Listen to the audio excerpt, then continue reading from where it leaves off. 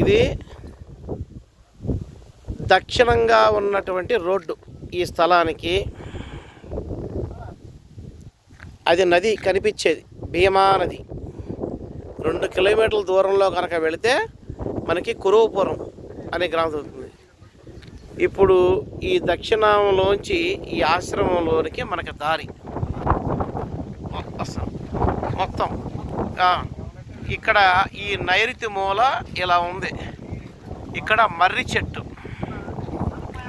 ఇక్కడ పాతకాలం నాటి ఒక 2 రూములు,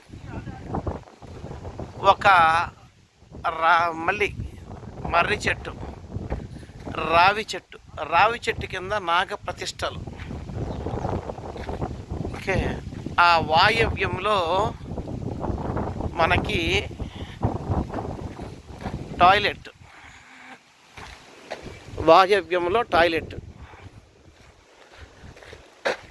ఈ ఉత్తరం ఇంత ఖాళీ ఉంది. ఇది ఒక రూము ఈ మధ్యలో, దానిపైన ట్యాంకు, దాని ముందు ఒక శిథిలావస్థమైనటువంటి ఒక ఇది తీసేస్తున్నారు దాన్ని. ఆ తూర్పు ఈశాన్యము ఉత్తర ఈశాన్యం అక్కడ ఉందో కుప్ప, అది తీయాలి. అక్కడ ఆ బరువులు కొట్టేసి పెట్టారు. ఇక్కడ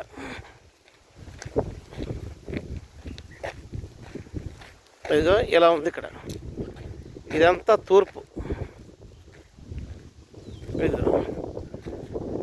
అది ఆగ్నేయంలో అక్కడికి వచ్చి ట్రాన్స్ఫార్మర్కి పెట్టారు. ఆగ్నేయం ట్రాన్స్ఫార్మర్. ఓకే.